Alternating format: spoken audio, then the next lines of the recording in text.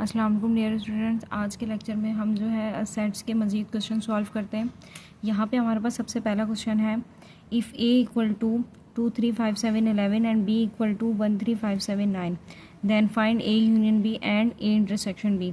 आपने क्या करना है, सबसे पहले ए यूनियन बी यहाँ पे फाइंड करना है। यूनियन का क्या मतलब था, हम जो है असेंडिंग टू डिसेंडिंग एलिमेंट जो है अपने अरेंज करके लिख रहे थे असेंडिंग टू डिसेंडिंग ऑर्डर में। और इंटरसेक्शन का क्या मतलब है, आपके दोनों सेट के अंदर जो कॉमन वैल्यूज़ थी आपने वो लिख देनी है। अब उसके बाद आप लोग का नेक्स्ट क्वेश्चन आ रहा है, if A equal to 2 3 4 5 and B equal to 2 4 6 8 then find A minus B. आपने यहाँ पे क्या निकालना है, इसका डिफरेंस निकालना है, और बी माइनस ए का भी आपने डिफरेंस निकालना है। तो ए माइनस बी में आपने क्या करना है, इन दोनों में से जो सेम वैल्यू वो नहीं लिखनी, और जो रिमेनिंग आपकी पहले वाले सेट में जो वैल्यूज़ होंगी आपने वो लिख देनी है। तो इसको हम कहते हैं डिफरेंस। इसी तरह फिर b माइनस ए में भी आपने क्या करना है, दोनों में जो सेम कॉमन वैल्यू आपने वो नहीं लिखनी, उसके अलावा जो आपके पहले वाले सेट में जो रिमेनिंग वैल्यूज़ यानी कि एलिमेंट्स बचेंगे आपने वो लिख देने। उसके बाद हमारा आ रहा है क्वेश्चन नंबर 4। ये हमारा क्या है, ए यूनियन बी का होल कॉम्प्लीमेंट और A intersection B whole complement. ये आप किस तरह से सॉल्व करेंगे, सबसे पहले आपने क्या करना है, ब्रैकेट वाली वैल्यू सॉल्व करनी है यानी कि ए यूनियन बी। उसके बाद फिर आपने यूनिवर्सल सेट से ए यूनियन बी को माइनस कर देना, तो आपकी A union B whole complement का आंसर आ जाएगा। ए इंटरसेक्शन बी का होल कॉम्प्लीमेंट भी आपने किस तरह फाइंड करना है, सबसे पहले ए इंटरसेक्शन बी फाइंड करेंगे, उसके बाद इसका होल कॉम्प्लीमेंट फाइंड करेंगे, तो इसका आंसर भी यहाँ पे आ जाएगा। अब नेक्स्ट क्वेश्चन है आपका स्ट्रेट डी मॉर्गन्स लॉ। हमने लास्ट लेक्चर में डी मॉर्गन्स लॉ की प्रॉपर्टी जो है वेरीफाई की थी। सिंपल यहाँ पे क्या लिखा है, स्टेट्स हमारे पास दो हैं इसकी स्टेटमेंट। सबसे पहले ए यूनियन बी का होल कॉम्प्लीमेंट इक्वल आ रहा है ए कॉम्प्लीमेंट इंटरसेक्शन बी।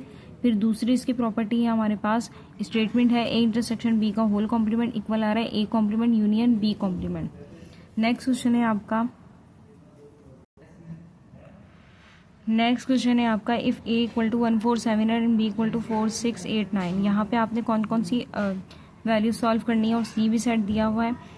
सबसे पहले आपने सॉल्व करना है ए यूनियन बी। आपने दोनों सेट के एलिमेंट्स को जो है तरतीब से लिख देना है असेंडिंग टू डिसेंडिंग। फिर बी यूनियन सी, आपने इन दोनों सेट में से क्या करना है, असेंडिंग टू डिसेंडिंग एलिमेंट्स को अरेंज करके लिख देना है। फिर उसके बाद नंबर 3 है आपका ए इंटरसेक्शन सी, यानी कि आपका ए सेट और बी सेट में ए सेट और सी सेट में दोनों जो कॉमन वैल्यूज होंगी आपने वो लिख देनी है। फिर उसके बाद 4th आ रहा है A intersection B intersection C. यहाँ पे सबसे पहले आपने क्या करना है, बी इंटरसेक्शन सी सॉल्व करना है, उसके बाद फिर ए का इसके आंसर के साथ आपने इंटरसेक्शन निकालना है। 5th पार्ट में भी आपने क्या करना है, सबसे पहले बी यूनियन सी, आपने पहले ये ब्रैकेट सॉल्व करना है, फिर इसका जो आंसर आएगा आपने उसका ए सेट के साथ यूनियन फाइंड करना है। 6th पार्ट में भी आपने क्या करना है, सबसे पहले ये वाली वैल्यू सॉल्व करनी है, उसके बाद फिर जो है ए के साथ इसका इंटरसेक्शन फाइंड करना है।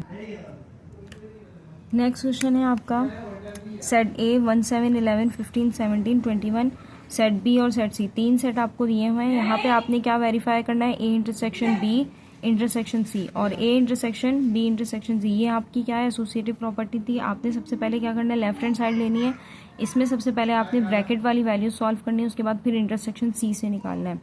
फिर राइट हैंड साइड पे भी आपने ये करना है, पहले बी इंटरसेक्शन सी फाइंड करना है, उसके बाद ए के साथ इसका इंटरसेक्शन फाइंड करना है। तो दोनों वैल्यूज आपकी क्या होंगी, प्रूव हो जाएंगी, लेफ्ट हैंड साइड और राइट हैंड साइड। यहाँ पे हम देखें लेफ्ट हैंड साइड, हमारे पास लेफ्ट हैंड साइड की वैल्यू क्या आ रही है, नल सेट, और हमारे पास राइट हैंड साइड की भी वैल्यू क्या आ रही है, नल सेट। दोनों में एम्प्टी सेट आ रहा है, तो आपका 1 और 2 क्या आ रहा है, प्रूव हो गया कि आपकी left hand side right hand side के इक्वल है। इसी तरह यहाँ पे क्वेश्चन नंबर 3 में, यहाँ पे आपका इंटरसेक्शन था, तो यहाँ पे क्वेश्चन नंबर